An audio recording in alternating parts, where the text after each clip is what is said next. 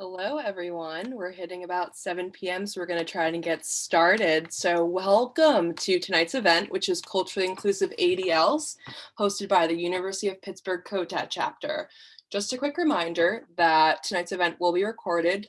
Some portions will be recorded, so please keep that in mind. But first and foremost, we want to thank all of you for joining us here tonight.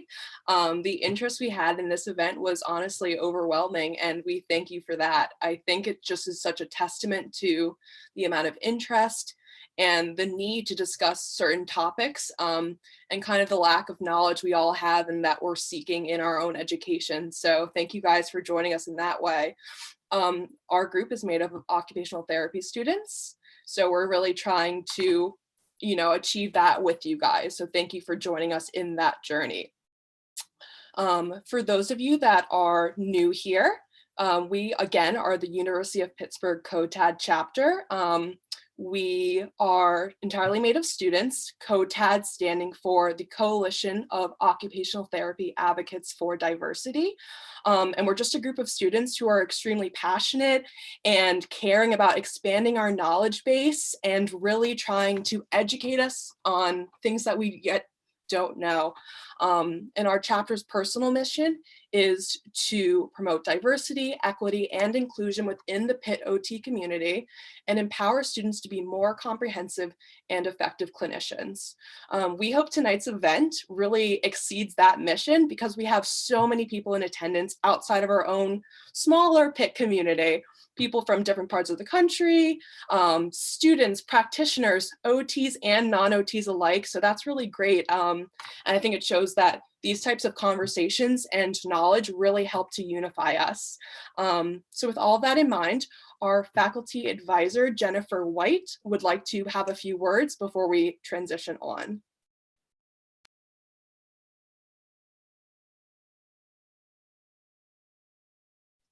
You would think that I'd be well equipped to take myself off of mute by now after spending a year on Zoom. However, apparently I've proven that myself wrong. I would like to extend, a welcome to everybody, a big Pitt welcome as the faculty advisor to Pitt's COTAD chapter. I really would like to thank all of you for joining us this evening. I'm really excited to see such a great turnout for the event that our Pitt students have organized. I think the topic of culturally inclusive ADLs is important for our community to discuss and to be more informed about. I also think that it's equally as important that you're all forming a part of a bigger community that continues to educate each other now, but then also beyond today's event. So that's, I think, very exciting to me. So I'd like to extend a thank you to our panelists this evening, and of course to the Pitt students who have organized the event tonight. And I'm going to share something that is part of our Pitt OT community with everybody. We have a saying in Pitt OT, and it's, "You make us Pitt proud." And I would like to extend that sentiment to all of you who have joined us this evening. So Pitt OT students and panelists, please take it away. All right, here is the agenda for tonight. First, we have some light housekeeping tips we want to inform you about, and we want to tell you about our upcoming chapter events. Then we'll transition into the speaker portion of the event where each of the speakers will share their expertise. Throughout the speaker portion, we will encourage you to type your questions into the Q&A chat box.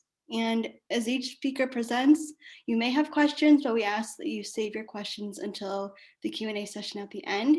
If you see a question that you want answered, you do have the ability to upvote another attendee's question. And if you have a question for a specific speaker, please include their name in your question.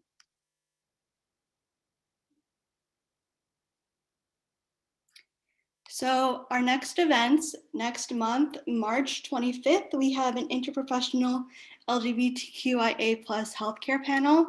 And for that one, we are actually joining forces with 4 other COTAD chapters, and we'll be hearing from healthcare professionals who are part of the LGBTQIA+ community, and they'll be sharing their expertise. Then in April, we'll have an autism and neurodiversity panel filled with community members who are part who are part of the autistic community and actually autistic. So we hope that you'll be on the lookout for those and join us for those as well. And without further ado, we'll meet our first speaker of the night. Okay. Hey, so hello everyone. So our first speaker tonight is Mariah. Mariah is currently a first-year PhD student at Jefferson University studying biomedical sciences with a specialty in cell biology and regenerative medicine. She is rotating in a cancer biology laboratory studying prostate and bladder cancer. She has been a natural hair influencer since 2016. Growing up, she struggled to find tutorials from people with hair like hers. In high school, she stumbled across natural hair influencers who taught her hairstyles for her hair texture.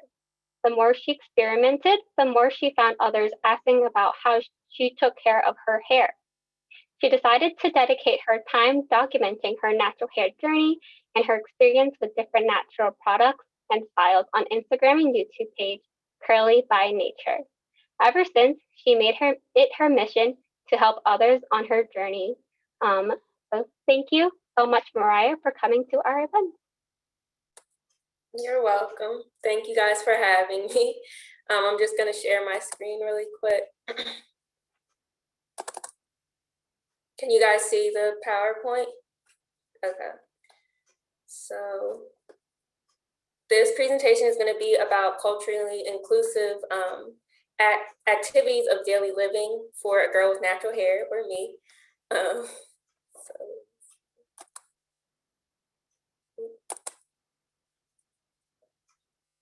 Why it's not going forward. Sorry. Okay, so a little bit about me. Right here is all of my family, basically. I'm a sister, I'm a cousin, I'm an aunt, I'm a daughter, I'm a girlfriend. So all of these people in these pictures have entrusted me in some way, shape, or form with their hair activities of daily living. So they have let me do their hair, recommend products, all that type of stuff. So that's why I wanted to put them in there, and they really are my backbone. So I also wanted to put them in there for that. So a little bit more about me, like was said, I am a scientist by day, I guess, as well as doing the natural hair stuff. I love being in the lab, and I love helping people in this way through research. So I was asked to speak a little bit about some of the things that were said to me that kind of sparked this natural hair journey and like sparked the importance of the activities of daily living that connected with my natural hair. So my freshman year of high school, somebody literally told me that my hair looked like a bad weave. This really, I guess, affected me in the sense that my hair was something that was important to me. It was something I was experimenting with. It was something that I wasn't really beforehand able to experiment with, because like my mom would just put braids in it because that's easy. So on this experimental journey, that was something that really affected me, and I think really sparked a change in me, and like wanting to do my hair and wanting to learn more about my hair and not just like doing whatever to it. So some other, I guess, negative comments that I've gotten about my hair in a sense is that all of your hair? I feel like that's a disrespectful question and something that you shouldn't really ask people. And then the other popular phrase that can come off as being disrespectful is "you must be mixed" because I have good hair. So that being said, that sparked my YouTube and Instagram journey because I wanted people with hair like mine to know how to take care of it. So some of the more positive things that people said to me is, how do you get your hair like that? And what products do you use? So these questions sparked me to create a platform to share with people, oh, this is what I do, this is what I use, this is how I figured out my hair, so maybe you can figure out your hair. So next, I just want to go into some of my cultural activities of daily living. These are just a few things that I do that I feel as though are different from everybody else, because obviously in the morning, everybody wakes up, showers, brushes their teeth. But these are my morning activities that I think are a little different. So every morning I read the Bible and I give honor to God and I pray.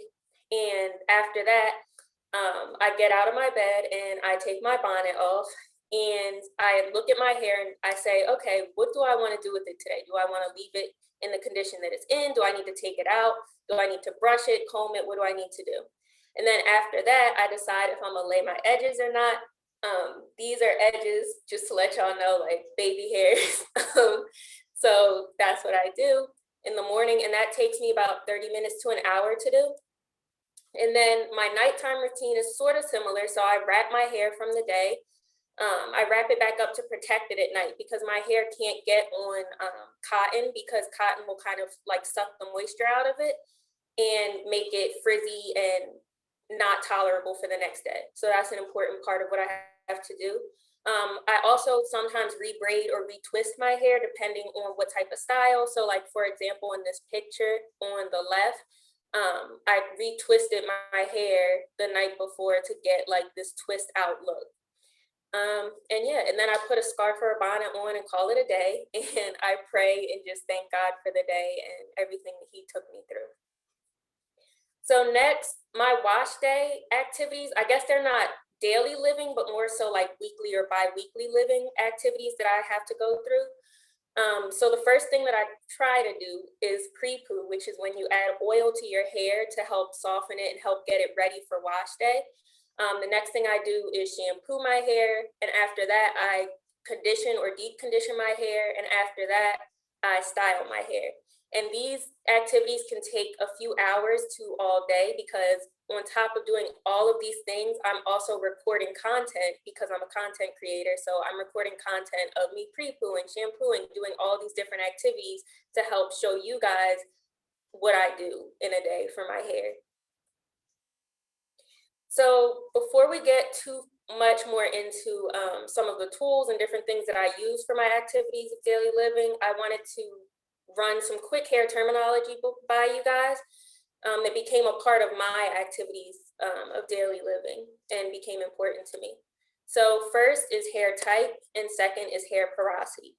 So hair type, that's basically just saying, what does my hair look like? So my hair is, well, my natural curl is 3B or 3C. So this is what my hair looks like in its natural state. Some people could have 1, which is like super straight, and then 4C is the most coily, tight, super tight curls that people tend to have. And next is hair porosity. So hair porosity is important in activities of daily living because it's going to help you pick the right products for you. So I have low porosity hair, which means that it's hard for products to get in, but it's just as hard for products to get out. So I know that there are certain products I can't use or can use because it's going to be easy or difficult for me to get out of my hair. The next type of porosity is called medium porosity. Some people call it normal porosity. It's basically the Goldilocks of hair. It means that your porosity is just right, like your hair can absorb products well and it gets rid of products well as well. The last type of hair porosity is called high porosity, which it's hard to get products in, but it's also hard to get or it's easy for products to come just back out of your hair.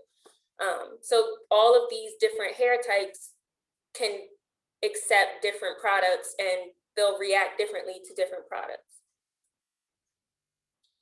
So here are some of the hair tools that I use. Some of them are unique, and I guess not everybody uses them, but these 2 items are actually available on Amazon. This is called an octo curl. It was something that somebody asked me to market for them, and I did, and I mean, it worked. And these are called wave formers. So both of these are ways to stretch your curls, which would be considered like a part of my styling routine in my activities of daily living. So some other props that I had to show you guys are some of my combs and brushes, because there's a lot of different types of combs and brushes. So we can start with the combs. So this is an Afro pick. So this, I just go in at my roots and it helps me to fluff my hair out. This is a detangling comb. So the teeth are wide and they have combs with wider teeth as well. And this is going to help me detangle my hair.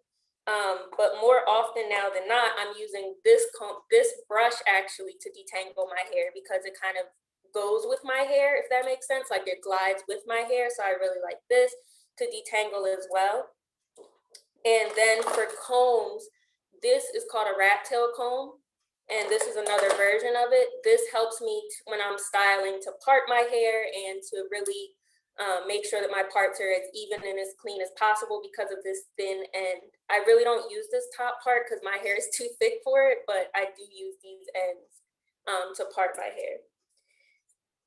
And then, oh, my edge brush, I put this in here because I use this like every day to do my edges. It looks kind of like a toothbrush and it's like a tiny baby brush to help you really like slick down your baby hairs.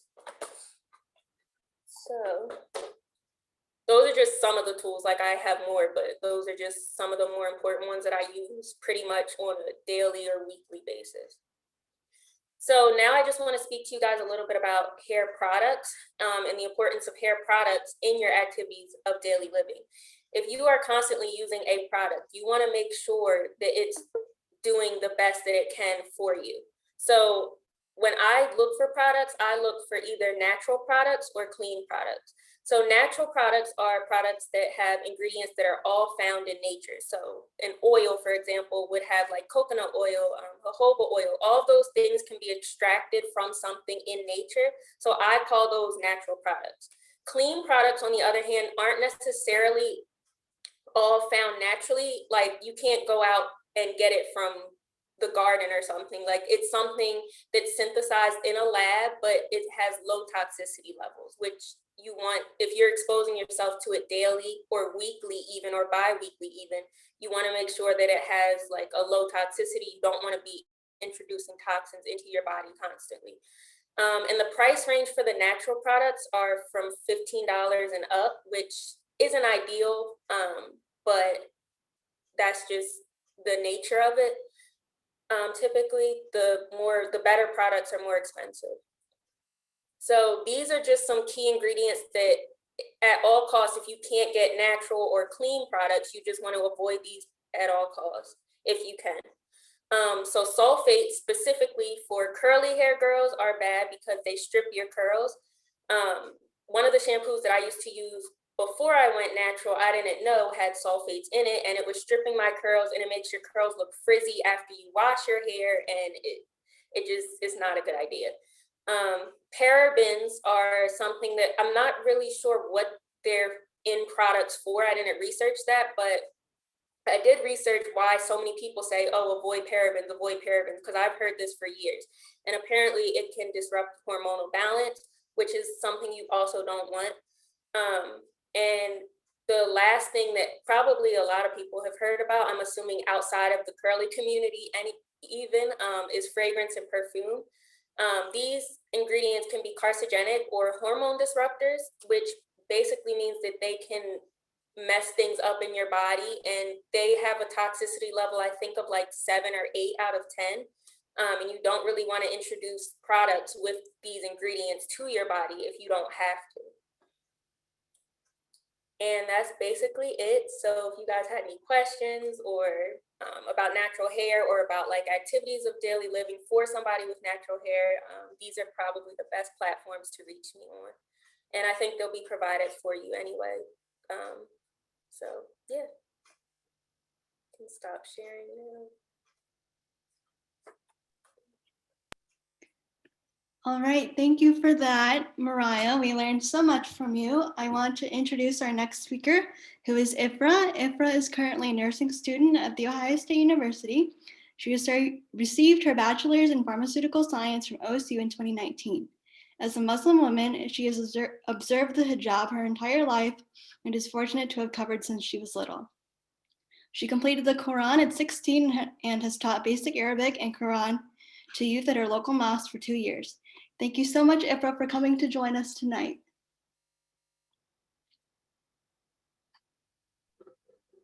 Of course, it's a pleasure to be here. I'm just gonna share my screen.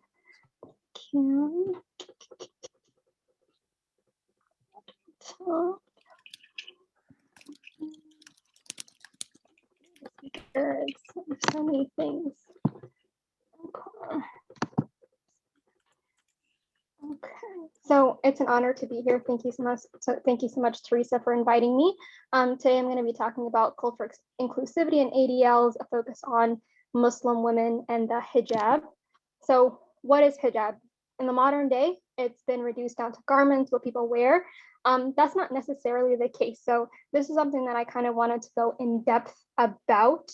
And so here in this ayah, it says, يا أيها النبي قل لأزواجك وبناتك ونساء المؤمنين يثنين عليهن من جلابيبهن. So this is one of the verses in the Quran that has that commandment of hijab, particularly the outer garments, but it also is to engage in modest conduct, speech, character, interactions.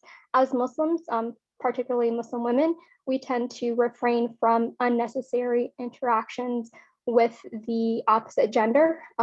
So no like flirting or anything that could be, if it's not necessary, if it's not a school or work matter, usually that's something that Muslim women will tend to refrain from. And so it's not, as I mentioned, not necessarily things that people wear, it's more of a frame of mind. Profanity, if you're cursing, that would be something that would take away from your hijab, and modest speech, things of that nature. So as Muslim women, because we cover, it's very easy to like point and say, yes, like this is a Muslim woman, she's quote unquote religious, she's practicing. For men, they too have a hijab, a way of being and parameters that they need to follow.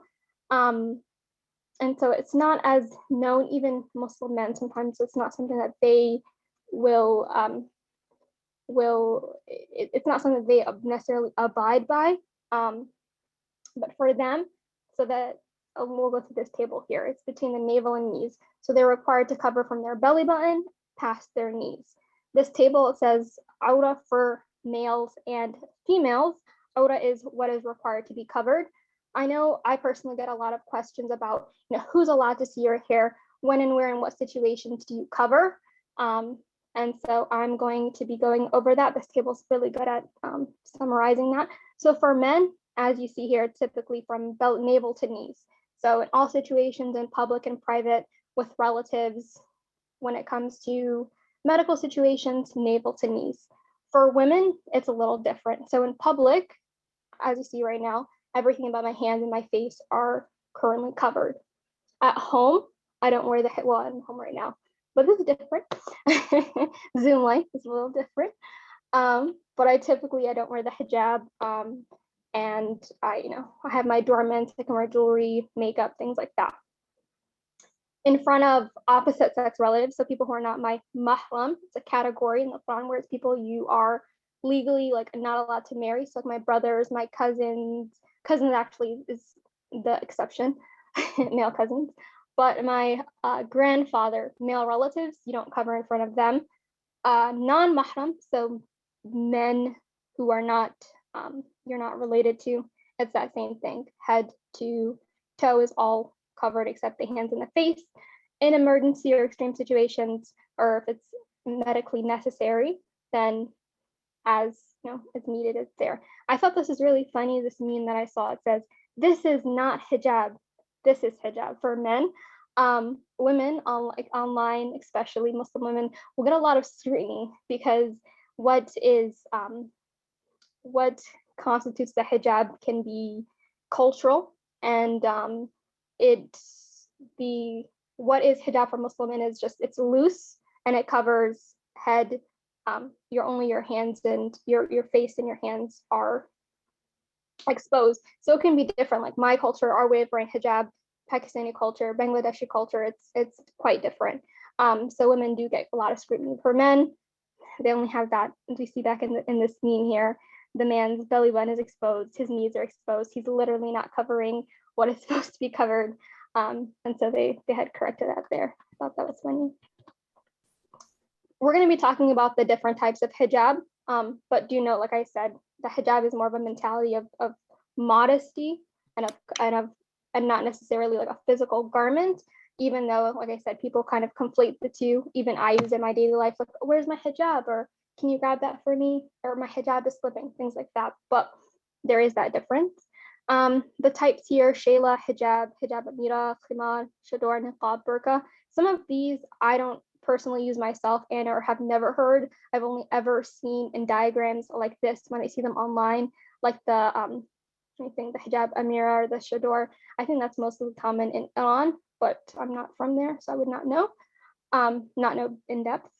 For the niqab, actually, it's kind of funny during COVID life, which we are currently in, you'll see a lot more niqabi women. I personally am kind of a COVID niqabi. It's much more easier to grab than my mask, to be honest.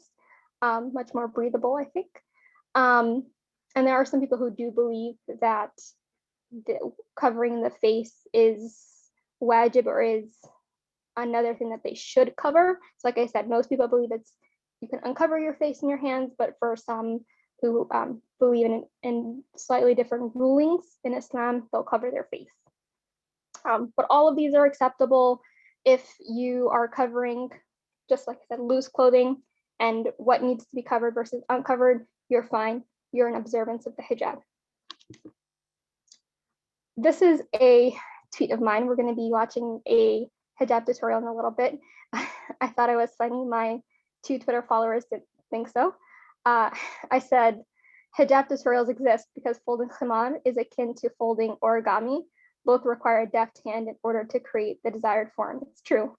Some of these have multiple steps. This is the video I'm about to show is just one example of many. There are hundreds of thousands on YouTube, so many different styles and different fabrics you could use, different things like that. But I will show you guys that video in just a second. It's right here. I believe that.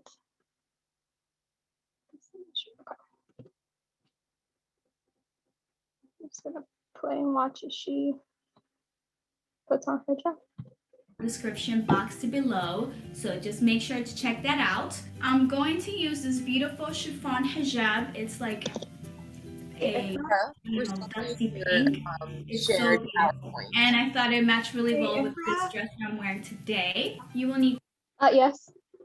I think you have to reshare your screen because we can still only see the PowerPoint. So if you pull up the YouTube and reshare, it should be good. Okay. I will do that. Sorry, you guys. No, you're all good.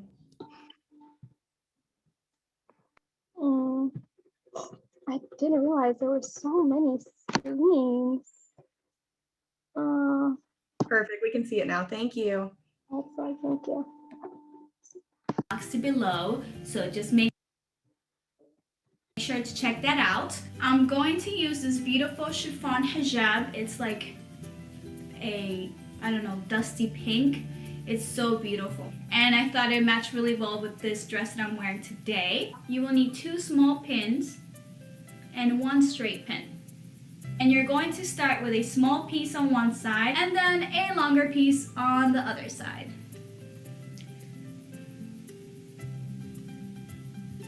And then frame it around your face to your liking. I don't ever make it too tight. Just kind of leave like a space so I can breathe and move my face and not feel like I'm choking. Okay, so now with the remainder of the small piece, you will tuck that inside of your blouse, your sweater, your dress, whatever you're wearing for that day. Take the long piece and wrap it around your head. Bring it over. So now you will take the straight pin and then pin it like right about here. And now you will take this piece again, and instead of going upwards, you're just going to go around your neck, okay? And bring the small little piece forward, take a small pin, and you're going to pin it right about here. You don't want it showing. And that's it.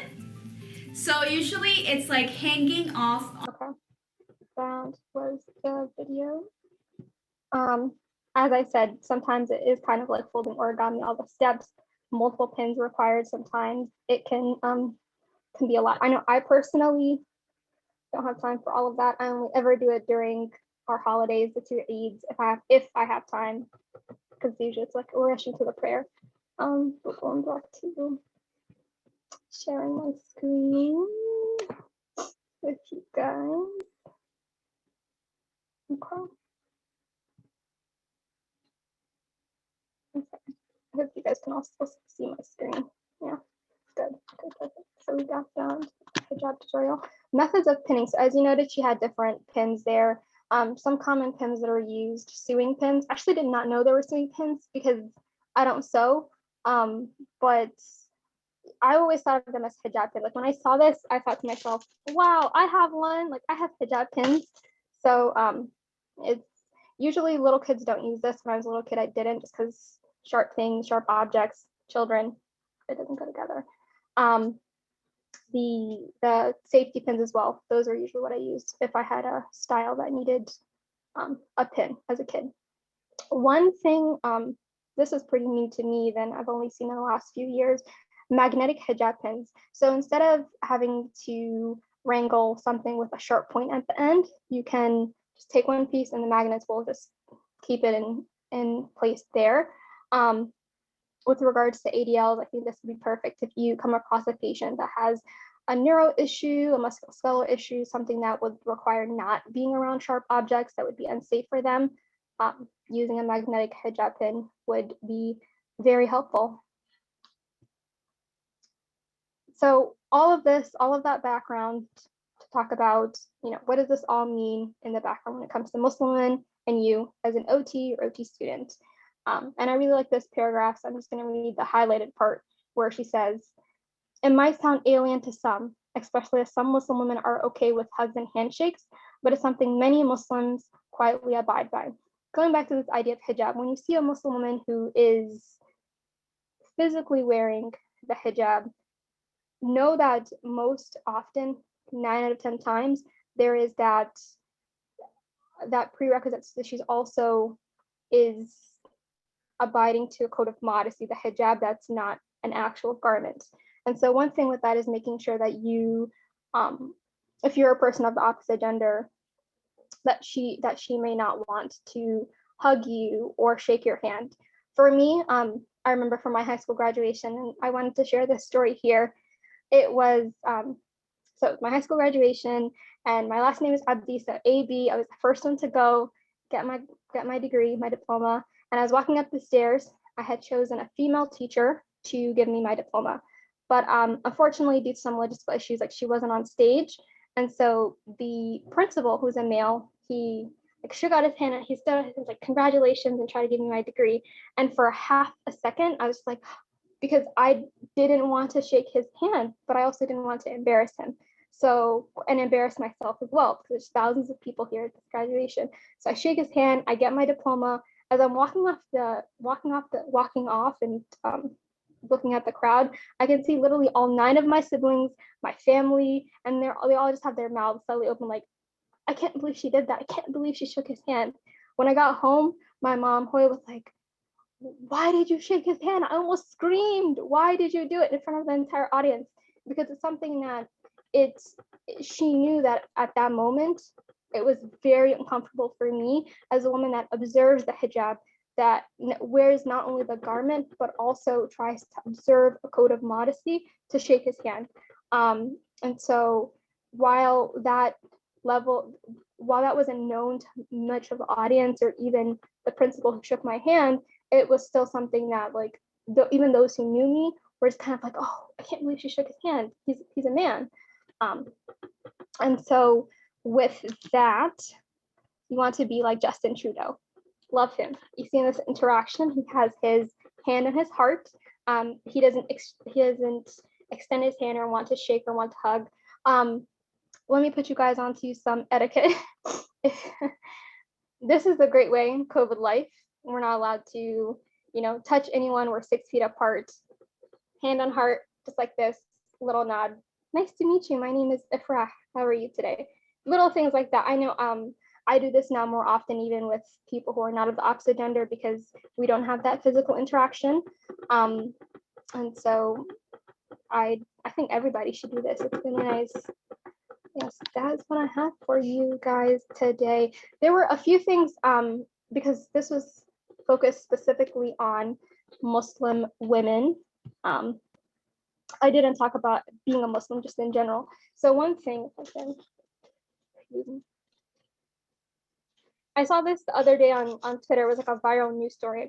I couldn't find it anymore, but it was talking about the prayer, salah. And there was a nurse who, it was a Muslim man. He was in a psychiatric hospital. He was there, and she saw him, facing a certain direction, and it looked like he was muttering to himself. And so, as a part of her neurological assessment, you would think, like, the first thing I see a person muttering to themselves, looking at a corner, I should ask them, like, what are you doing? That didn't happen. So she just assumed something and didn't ask. And I don't remember the exact outcome of this, but it was negative on the part of the Muslim patient. And so there was a lot of pushback and eyebrows raised, even for me when I heard it. I was like, why didn't she just ask him, what were you doing? Because he was praying, he's focused, he's looking at a certain direction, he's not muttering, he's doing the prayer. So little things like that. I know, like I said, this is mostly focused on Muslim women, so and the hijab. So that's what I did. But if you have any questions, let me know.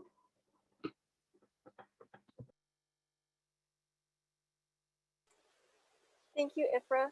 So last, we would like to introduce Dr. Elena James. Dr. James is a medical dermatologist and teledermatologist at the University of Pittsburgh Medical Center. Dr. James earned her undergraduate degree in molecular biophysics and biochemistry from Yale University. With a love for science, she earned her medical degree and PhD in cellular biology at Baylor College of Medicine as a student in the medical science training program. Dr. James completed her residency training at the University of Pennsylvania's Department of Dermatology with a concentration in skin of color. At UPMC Dermatology, Dr. James works closely with residents, medical students, and undergraduate students, and serves as Director of Skin Health Equity in Mobile Derm, a community partnership program to increase access to dermatologic care in local, rural, and global communities. As a clinician, educator, and researcher, Dr. James strives to improve dermatology and healthcare disparities and strengthen patient-provider relationships through community partnerships and service learning. These partnerships include underserved communities in Pittsburgh, rural Pennsylvania, Honduras, and Malawi. Thank you so much for taking the time to come and speak with us, Dr. James. And then we're also going to pause the recording, is that correct? Thank you. All right, so I am going to talking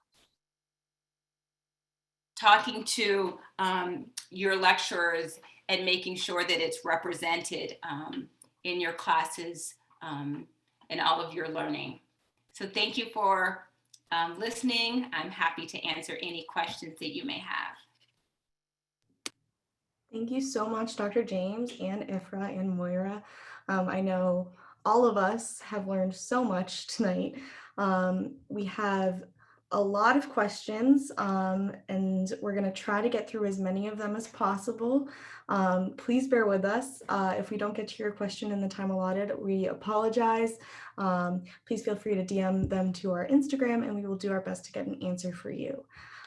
So let's start with a question for Moira. Moira, how do you determine hair porosity, excuse me?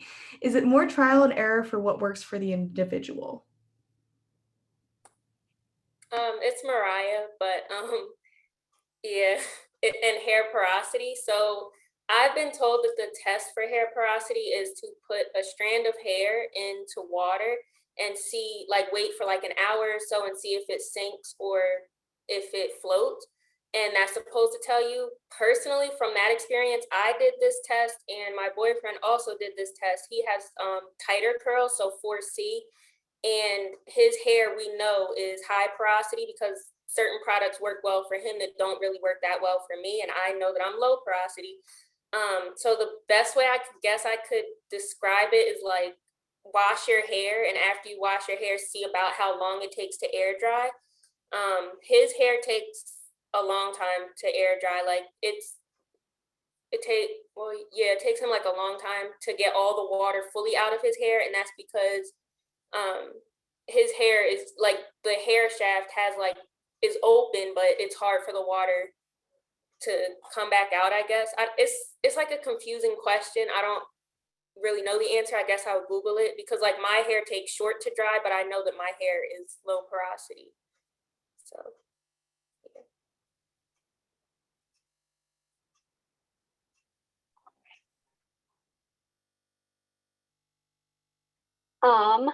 Another question, we have one for Ifra.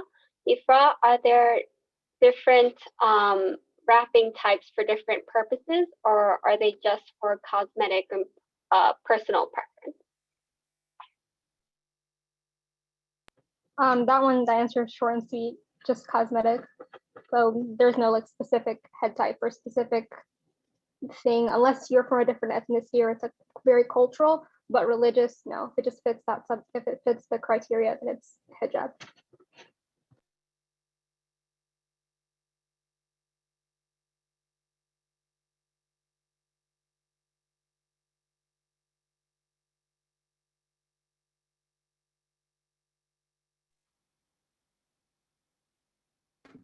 All right, Dr. James, did you learn about, quote, skin of color in medical school? I ask because I've had other healthcare worker friends who've discussed this as being a huge issue in education. If you aren't taught what to look for, how can you properly assess the issue? Great question. So in medical school, not very frequently. I remember being very embarrassed by one of the presenters who was doing sexually transmitted infections in large images of, genitals of skin of color. This was when the time where it was being present. We're currently working on an auditing system to look through medical school curriculums in a very systematic way to evaluate what lecturers are presenting and giving feedback to lecturers to help them and to give them resources to use in their lectures, because there has to be accountability and helping to figure out what is being presented, and if it's not being presented, helping them with resources. So it's a big project that we're working on. And I refer to it as visual learning equity. Thank you. Another question we have for Mariah. For occupational therapists working in hospitals, what are your suggestions for being helpful or respectful for hair care for people of color while hospitalized and working on ADLs? that's a really good question. I'm not sure how much access I guess you guys have to different things, but I think I got an email from one of you actually asking about some different products. And I feel like one thing is getting educated about the products, and that's as easy as a Google search or just looking at different natural hair girls who, like, you can literally search the hashtag natural hair on Instagram or YouTube just to get more aware of the different products that are meant for natural hair. And I guess another way that you guys could go about doing that is just having an open conversation, being open with the patient that you're with and saying, hey, like, what type of hair products do you use at home? Are there any products that you would rather not use or like rather avoid?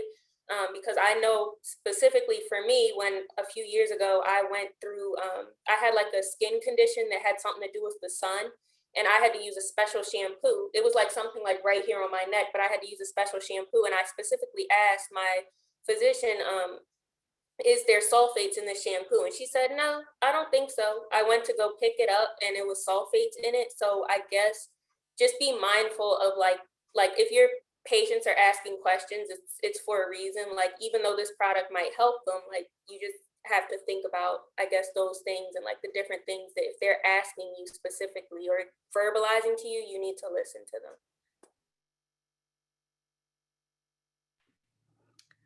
Ifra, what are some other activities of daily living that occupational therapists should ask about or be aware of with their Muslim clients? Would it ever be appropriate for an occupational therapist to assist you in donning her hijab, or is that considered inappropriate? So my presentation mostly focused on the hijab Muslim in particular, so not Muslims in general. I did mention the prayer, so the salah, which is 5 times a day. So in the hospital, you may see patients who, my dad actually recently had COVID, so he's in the hospital. And so the entire time when we were like on the phone with the nurses, we're like, can you tell him the place to, for like the direction, like it needs to be this way. So they told him, and that was nice for them to do that for him. So this is a prayer. Eating, so there's dietary habits, so making sure there's no pork. One common thing, there's always a lot of memes about it. Gelatin contains pork enzymes typically, or the gelatin in it. So just different things, making sure that the dietary laws are in place. And then what was the second part of the question? Sorry.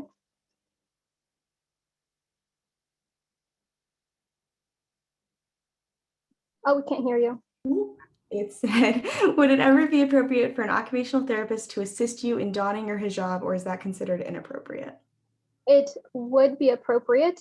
Just make sure you're asking, but your mileage may vary in terms of, like I said, I know I personally would be fine with it. My mom would be fine with it. If they're in a situation where they can't put on their own hijab, go ahead and ask. And they would, of course, want you to do that for them because they believe in observing it.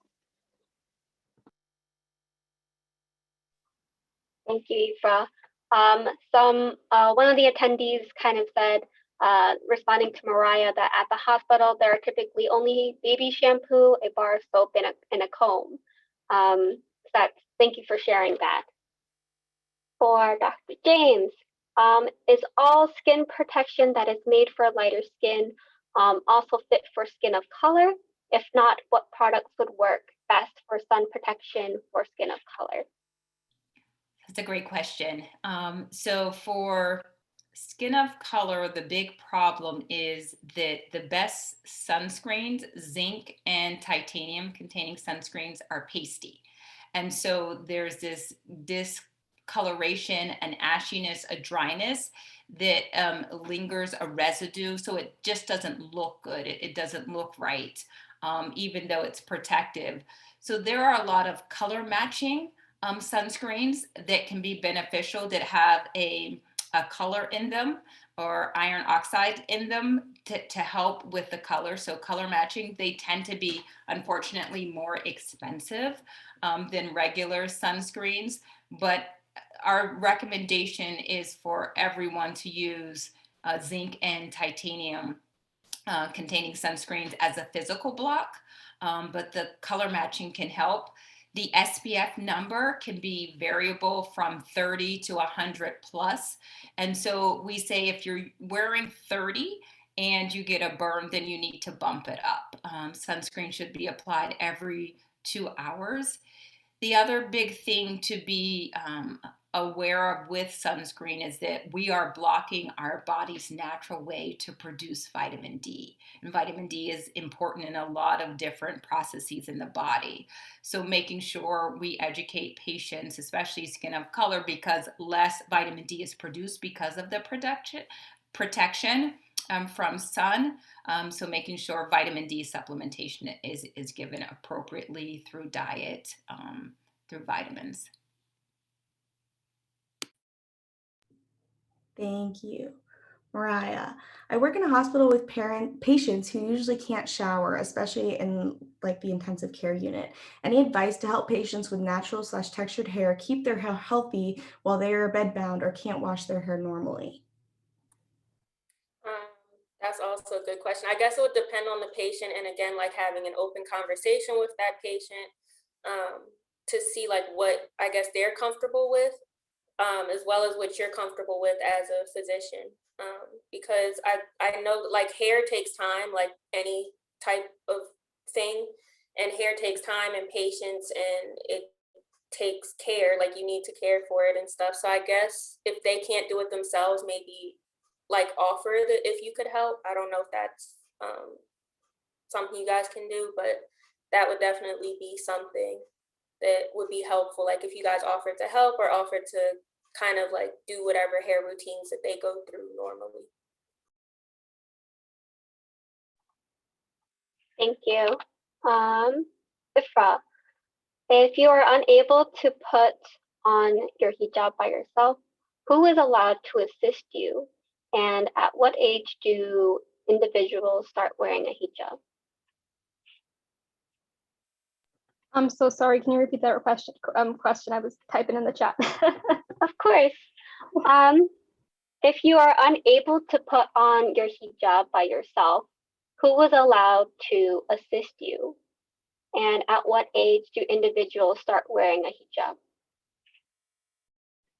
hijab? Who is allowed to assist you? Those who you ask. So if I was bedbound, I'd ask my mom, my 4 sisters. Typically, I would ask a female. My brothers don't know how to wrap up hijab, so I wouldn't ask any of them, nor does my dad. But so anyone that you ask. So if they ask you, go ahead. What age? The age that hijab should be worn is upon puberty, which usually is like 9 to 12. That usually happens. Some people, one thing that's very common actually that's happening across social media, it's new to me. Like I didn't.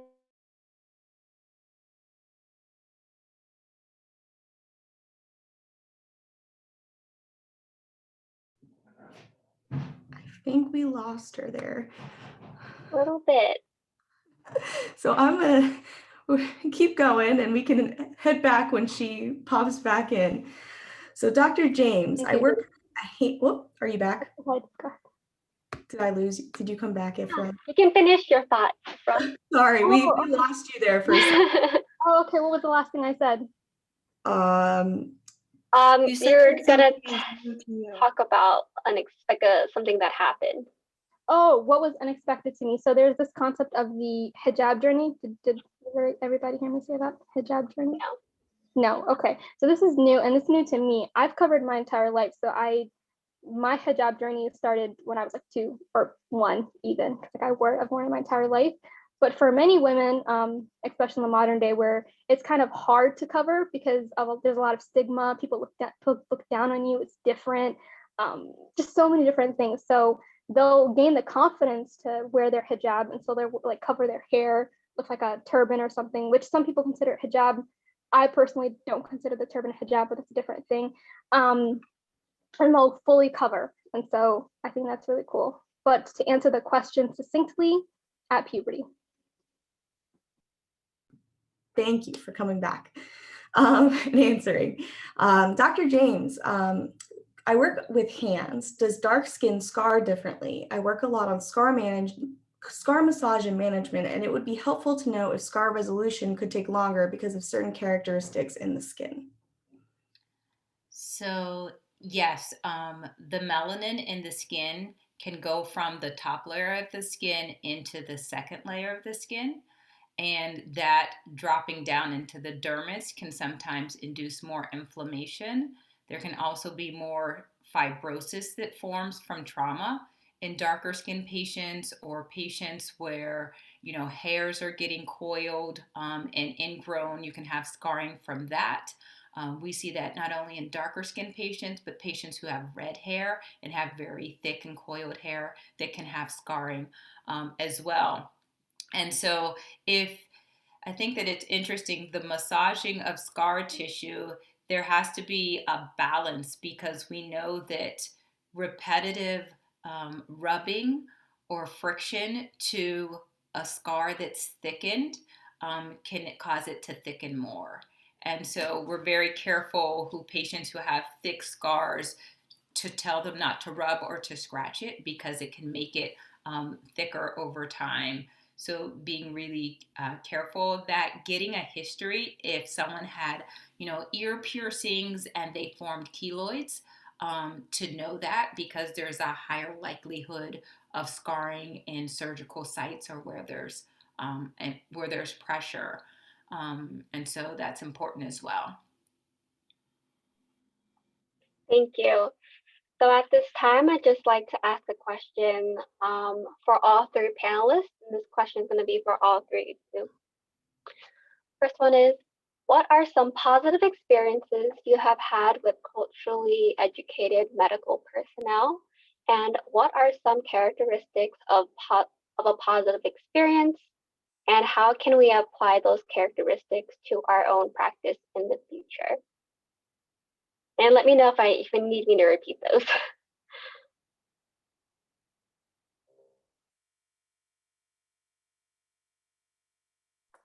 That's a hard question. I guess one positive experience that I had was, well, I mean, really any positive medical experience that I've had is somebody who's like empathetic towards me and who's nice to me and who treats me like how I want to be treated. Like you treat others how you want to be treated. So that's, I don't have like a specific one, I guess, because yeah, I never really ran into that, I don't think. I guess I can go next. I had a amazing experience with a nurse practitioner about 2 weeks ago. If everybody can hear me, yeah, good. Yes, okay. With a nurse practitioner about 2 weeks ago, I went to go get my annual flu shot, and I was not wearing the correct abaya to expose the top of my arm to get that shot. And so I would have to like completely strip and like take it off in order to expose that area. And the nurse practitioner, he was male, he made me feel very comfortable. One thing that he did that I really respect is that I told him, I literally just said, oh, I don't think I'm wearing the right clothes today. He said, well, you can go ahead and expose that area for me, just that area. He turned around, I took off my abaya and then covered so that only my arm was showing. And then he gave me the shot, and I really, really appreciated that. One thing that I think that clinicians should have, me as a future nurse and all of you as healthcare professionals, is just be curious, but do it in a nice way. Like there are some questions that I think are, one question that I hope you never ask a Muslim woman is, do you shower with that hijab on? We've addressed it here. No, you don't shower with your hijab on. But it never hurts to ask a question. I don't think anyone will ever, make you feel dumb or stupid when it comes to you when it comes to the hijab or to them as a person. So.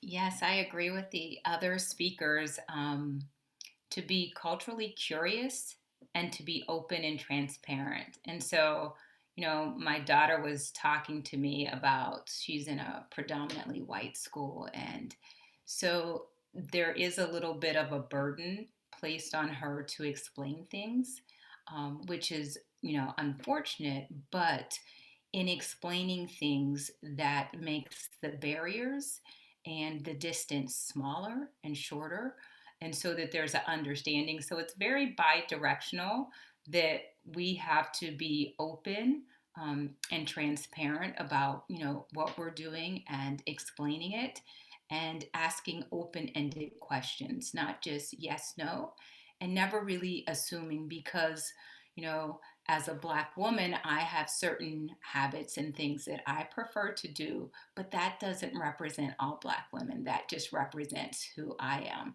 So really, really seeing people, I think my big point, as an individual. There are themes that we see, cultural themes, but everybody is an individual.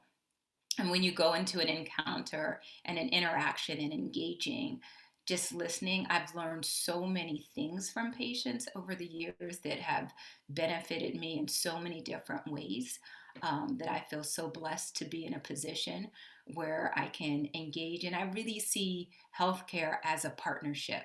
I am not doing all of the work and all of the things. We're going in with an agreement that our goal is to get the patient as healthy as possible, and discussing it, talking with them, seeing what their needs and their wants are, and meeting them halfway, I think is really, really important and beneficial.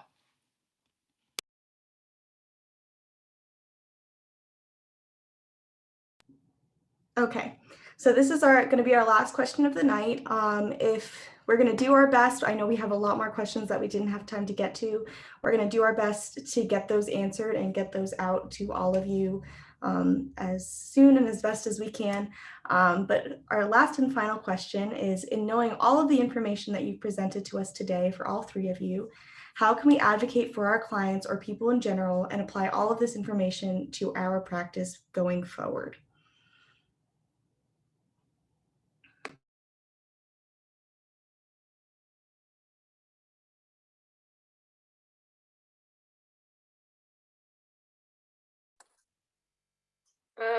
I mean, I guess like I said earlier, just make sure that you're listening to your patients. I know or I've seen statistics and I've seen different things about, for example, Black women who are pregnant and they have like altercations, or they say this hurts or that hurts, or something doesn't feel right. And my mom is an example with my youngest brother. Like if your patient says something, it's your right to listen, not to just be like, oh no, it's no big deal.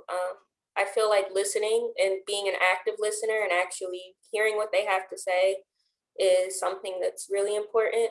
And that's something you could take into any cultural setting, any setting, to see how somebody does something or wants to do something. You guys should be listening and trying your best. Obviously, you can't always do everything that they need, but trying your best to do whatever they need to be comfortable.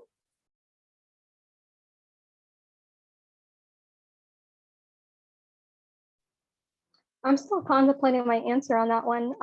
But I would say just if you're equipped with this knowledge, making sure that at your workplace, when you're dealing with patients, you're able to keep that in the back of your head. So you see a Muslim patient, you know that typically they pray 5 times a day. Do you know maybe the direction where it is to point it out for them? If they're wearing a hijab, is there maybe that there's a pin before you pull it off? Oh, are there any pins that I could help you take off? Just having that knowledge will go a long way in making sure that your care is seamless, and that you're treating them with that, so that they know that you have been, that they so that they know that Does that make sense?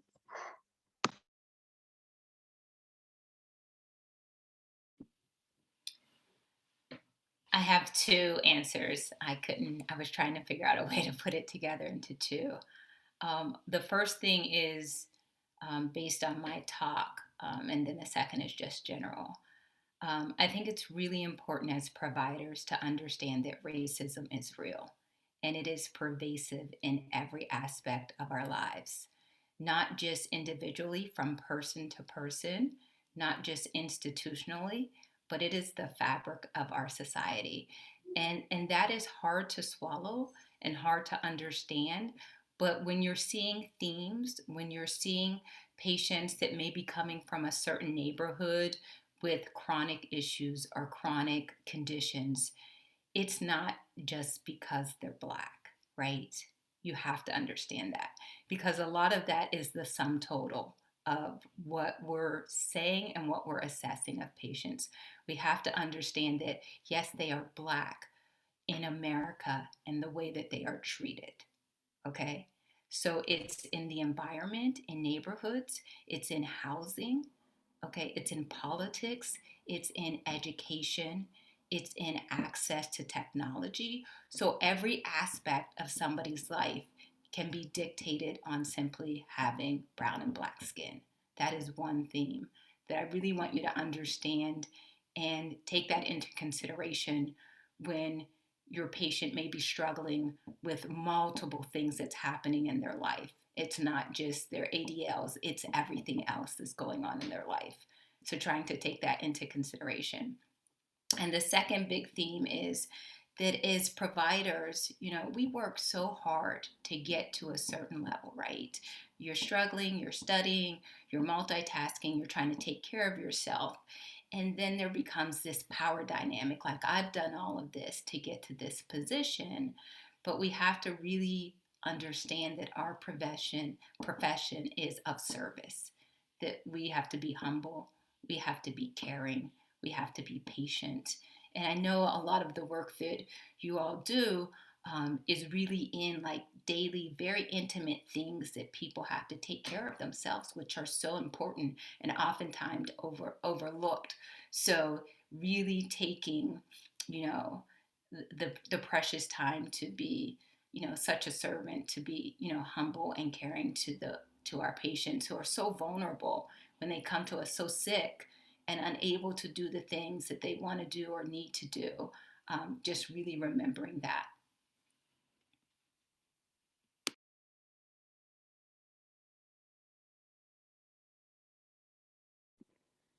Okay, wow. Thank you all so much for attending our event. We did not expect our event to attract this many people from across so many states and other countries. We would like to sincerely thank all of our speakers, Mariah, Ifra, and Dr. James, for joining us tonight and sharing their experiences and knowledge with us to help make everyone a more informed educator, practitioner, or future practitioner in the healthcare field. So we sent out a post survey link in the chat, and we will also send it to the same email you used to register for this event. And we hope you will take the time to complete it. With the information we gained from this survey, we plan to submit a proposal to our State Occupational Therapy Association in hopes of making the topic culturally inclusive ADLs a standard in OT education. And the link to our survey can also be found on our Pitt OT website page and Linktree for those who may be viewing the recording of our event at a later date. So thank you all and have a good night.